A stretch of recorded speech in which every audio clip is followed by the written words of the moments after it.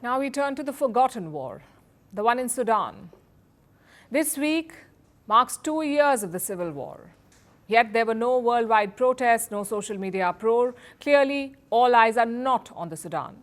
But the North African nation is still in turmoil, and the civil war is only escalating. You may remember how it began. Gunfire and explosions rocked the country on April 15, 2023. And at the heart of this chaos are two groups. One is the Sudanese Army. The other is a paramilitary group called the RSF, the Rapid Support Forces, RSF. Now, these two sides are locked in a power struggle. It's basically an ego clash. Each side is led by a general. Heading the army is General Abdel Fattah al-Burhan. Leading the RSF is General Mohammed Hamdan Dagalo, better known as Hemeti. Now, Burhan and Hemeti are allies turned rivals. In 2021, they were partners. They launched a joint coup. They toppled the Sudanese government. Then they faced a question: who will rule Sudan, the army or the RSF? Well, they couldn't decide. They couldn't share power. So now they're fighting. They've been fighting for 2 years. Their war has shattered the country. Tens of thousands of innocents have been killed. Nearly 14 million people have been displaced. That's almost 1/3 of the country's population. Hospitals are being bombed. There's a genocide. Waves of ethnic cleansing. Women and children are being mass raped. More than half the population is starving. This is the world's worst humanitarian crisis, created by two power-hungry generals. They have brought their country to knees, and now they're splitting it. Yesterday, the RSF announced a rival government.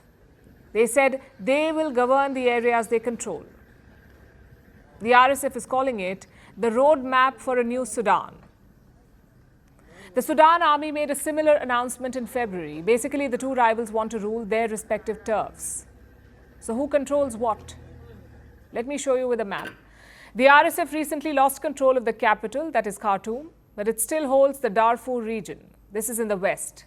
The Sudanese army controls the north and the east, including Port Sudan, which gives them access to the Red Sea. Now, the RSF has formed its own government. Experts fear that this will divide the country. This is Africa's third biggest nation we are talking about. It is staring at yet another partition. A few years back, the country of South Sudan was carved from Sudan, and now another split is in the works. What is the international community doing? They're playing the blame game. Ceasefire talks have collapsed. Regional players are taking sides. Egypt and Saudi Arabia back the Sudanese army. The UAE and Chad support the RSF. This has only added fuel to the fire. The African Union remains divided. They're dealing with the refugee crisis coming out of Sudan. The United Nations, as always, is missing. And the Sudanese generals say that they will not end the war anytime soon because both sides claim that victory is around the corner. Like I said, the fighting has forced millions to flee. First within Africa and now to Europe. The number of Sudanese refugees has gone up by 38% in Europe alone. So the West is finally waking up. The United Kingdom held a summit yesterday to discuss the Sudan war. None of the warring sides was present, and the meeting ended with no major decision. Listen to what France had to say. France has taken note of the roadmap presented by the authorities led by the Sudanese armed forces to restore a political transition. It reiterates the imperative of effective participation by all civilian actors within the framework of a single process. I am particularly concerned by the intentions expressed by various actors to form governments unilaterally and outside of any process of conflict resolution. Let us be clear, the unity of Sudan must be preserved. The unity of Sudan must be preserved. That's what France said. Germany and the UK said that war is not the solution. They're calling for more dialogue. For the people of Sudan, war is their reality at the moment, and they have a grim outlook.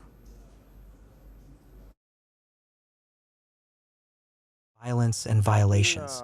There is no solution except for the war to continue until the rebellion ends, because those people have no understanding, they have no vision for the country, they are loyal to other external parties. So where does the Sudan go from here? Will it be divided again? Will the division bring them peace? Will the world finally wake up to their horror, or will Sudan remain the forgotten war? Greeting you with aloha and namaste. I love India. Presence, occupation of a territory by another country pertains to India, what we saw in Kashmir.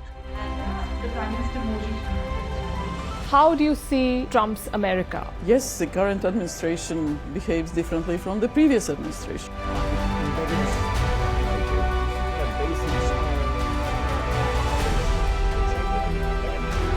Are you saying that there are foreign powers who are trying to bring down the current government in Syria? Exactly. Bluntly, Iran, maybe Russia too. Prime Minister Modi committed to South-South, cooperation. Not over 50%. Is Ukraine prepared to pay the price for that peace? No compromises at the cost of territorial integrity and sovereignty.